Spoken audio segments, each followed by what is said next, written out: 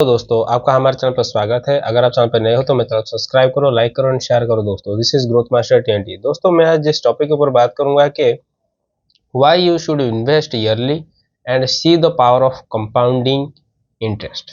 दोस्तों ये जो टॉपिक है ना, ये बहुत ही मैनिपुलेटेड टॉपिक है, क्योंकि क्या है कि लोगों को सही चीज़ें बताई नहीं जा रही है और जिसके वजह से लोग क्लैरिटी नहीं पा रहे हैं कि भाई तो पावर ऑफ कंपाउंडिंग है कैसे काम करता है। और ज़्यादातर बच्चे जो हैं या जो ज़्यादातर बिगिनर होते हैं वो ट्रेडिंग की तरफ जा रहे हैं, क्योंकि उन्हें लगता है कि ज़्यादा से ज़्यादा रिटर्न वही बनता है।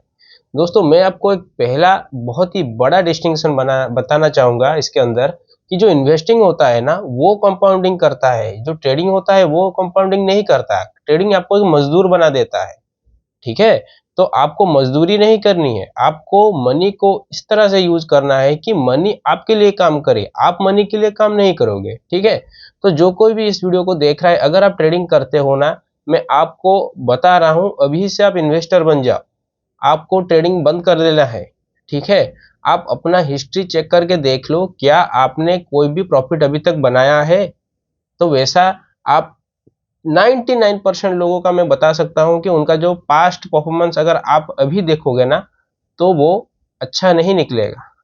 तो मेरे बात के ऊपर आप मत जाइए, मैं आपको ये बता रहा हूं कि आप अगर अभी इन्वेस्टिंग की तरफ आ जाएंगे तो आपके लिए बहुत ही अच्छा रहेगा और एक दो साल में ही इस चीज़ को आप बहुत ही ज़्यादा इम्प्रूव करने लगोगे। दोस्तों तो महीने में पहले आपको मैं ये बता दूं कि जो मेरी अगर मैं बात करूं दोस्तों, मैं अपने कॉलेज टाइम में ही इन्वेस्टिंग करना स्टार्ट कर दिया था, ठीक है।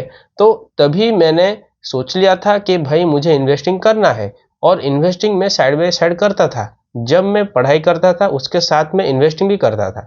तो मैं आपको ये सलाह देना चाहूँगा कि आप इन्वेस्टिंग की तरफ आओ, ना ही ट्रेडिंग की तरफ जाओ, ठीक है। क्योंकि ट्रेडिंग में क्या होता है कि आपका पैसा लॉस होता रहता है और आपको लगता है कि आप प्रोग्रेस कर रहे हो। देखिए दोस्तों, वो एक बात होती है प्रोग्रेस करना, तो आप तो प्रोग्रेस तो नहीं कर रहे हो ना, मनी वाइज तो आपका लॉस ही हो रहा है, तो प्रोग्रेस कहाँ हो रहा है। तो वो एक इल्यूजन है दोस्तों, ठीक है। तो आपको पहले रिजल्ट को देखना आना चाहिए, ठीक है। आप ग्रीड के साथ अगर चल रहे हो ये चीजें काम नहीं करेंगी दोस्तों, ठीक है। तो अभी आ जाते हैं कि आपका रियल प्रॉब्लम क्या है। आपका रियल प्रॉब्लम ये है कि आप कंपाउंडिंग को सही से समझ नहीं रहे हो। कंपाउंडिंग को सही के समझने के लिए आपको क्या करना पड़ेगा, पहले इन्वेस्टिंग को इन डेप्थ आपको जानना पड़ेगा और थोड़ा पेशेंस भी होना पड़ेगा। पेशेंस होने से ही आप इन्वेस्टिंग का असली मजा ले सकते हो दोस्तों, क्योंकि ये शॉर्ट टर्म वाली चीजें नहीं है दोस्तों। मतलब अगर आपने आज से इन्वेस्टिंग शुरू कर दिया ना, तो 3 4 5 साल तो मिनिमम लग ही जाएंगे।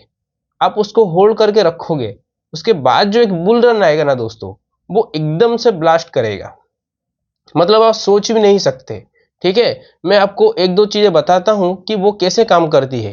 कि जैसे आप सोच लीजिए कि अगर आपने एक स्टॉक को होल्ड किया है जिसका बुक वैल्यू है 10 रुपीज, तो क्या होगा कि 3 4 साल के बाद वो स्प्लिट होता है दोस्तों, ठीक है। उसका जो बुक वैल्यू है वो स्प्लिट होता है, क्योंकि जो कंपनी हो रही है ना वो बहुत ही बड़ी होती जा रही है, तो उसका जो शेयर होते हैं ना वो स्प्लिट हो जाते हैं, जैसे कि बड़े बड़े शेयर के होते हैं, ठीक है।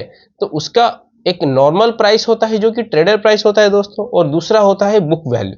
जो बुक वैल्यू होता है ना दोस्तों, वो 10 रुपीज होता है, और 10 रुपीज के बाद वो 5 रुपीज भी हो सकता है, 2 रुपीज भी हो सकता है और 1 रुपीज भी हो सकता है, ठीक है। अगर रिलायंस का मतलब बुक वैल्यू देखोगे, हो सकता है अभी उसका 2 रुपीज चल रहा हो, तो वो कभी ना कभी 10 रुपीज था, ठीक है।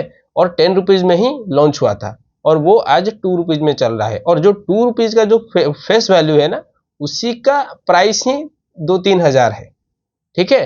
तो आप सोचिए जिन लोगों ने 10 रुपीज में उसे मतलब 10 रुपीज का जो बुक वैल्यू है उसमें इन्वेस्ट किया होगा, आज उनके पास कितना बड़ा कॉर्पस होगा, ठीक है। तो इस तरह से इन्वेस्टिंग में मल्टीप्लाई होता है दोस्तों, और ये चीजें लोगों को पता नहीं है, इसीलिए वो जान नहीं पाते कि ये कैसे काम कर रहा है। वो बस ऊपर का जो ट्रेडर वैल्यू होता है ना उसी को देखते हैं। बस ये चीजें दोस्तों अंदर की बात होती है, ठीक है। तो अभी आपको मैं बता देता हूं कि ये कैसे काम करती है। अगर आप मतलब स्टूडेंट लाइन में हो या आप बिगिनर हो, तो आप अगर अभी से इन्वेस्टिंग करोगे और ज़्यादातर इस तरह के स्टॉक के ऊपर अगर आप इन्वेस्टिंग करोगे जिसका बुक वैल्यू 10 रुपीज़ है, ठीक है, जिसका रुपीज़ 10 रुपीज़ है, अगर आपको वो स्टॉक मिल गया और आपने उसे पूरा लॉन्ग टर्म के लिए होल्ड किया है और आपने देखा कि वो एक अच्छी कंपनी भी है और आपके एनालिसिस हिसाब से वो भी एक अच्छी कंपनी है, तो अगर आप वो सारी चीज़ें देखकर उस स्टॉक को इन्वेस्ट करते हैं तो लॉन्गर हराइजन में, मतलब 10 ईयर्स के हराइजन में वो बहुत ही अच्छा रिटर्न दे सकती हैं दोस्तों। ठीक है, ये कोई इन्वेस्टमेंट एडवाइस नहीं है, मैं बस बता रहा हूँ कि ऐसे काम होता है और इस तरह की चीज़ें होती है दोस्तों। ठीक है, तो मैंने तो आपको एग्जांपल दे दिया रिलायंस का, तो मैं आपको एक सही एटीट्यूड देना चाहता हूँ कि दोस्तों इन्वेस्टिंग अगर आपको करनी है पहले से स्टार्ट कीजिए दोस्तों। अगर आपका एज 25 साल है और उसके बाद आप इन्वेस्टिंग कर रहे हो ना, आप ऑलरेडी लेट हो चुके हो। ठीक है, वारन बफेट ने 13 या 14 साल में इन्वेस्टिंग स्टार्ट किया था दोस्तों। तो इसीलिए मैं आपको मतलब रिक्वेस्ट करूंगा कि आप अपने लाइफ को सुधारें और अभी से इन्वेस्टिंग के ऊपर ध्यान दें, ना ही ट्रेडिंग के ऊपर। ठीक है दोस्तों, और मैं आपको स्टेप बाय स्टेप बताऊंगा कि कैसे इन्वेस्टिंग से आप अच्छा लॉन्ग टर्म ग्रोथ पा सकते हैं, और जिस टाइम आपके मतलब फ्रेंड्स या कॉलीग्स जॉब ढूंढ रहे होंगे ना, तभी आपके पास एक अच्छा कॉर्पस होगा, एक इन्वेस्टमेंट प्लान होगा और इन्वेस्टमेंट बेस होगा जो कि ऑटोमेटिकली आपके लिए डिविडेंड क्रिएट करते रहेंगे दोस्तों। तो इसी तरह के वीडियो अगर आपको फ्यूचर में देखने हैं और आपको सही में इन्वेस्टमेंट एजुकेशन लेनी है दोस्तों, तो मेरे चैनल को अभी सब्सक्राइब कीजिए दोस्तों। जय हिंद।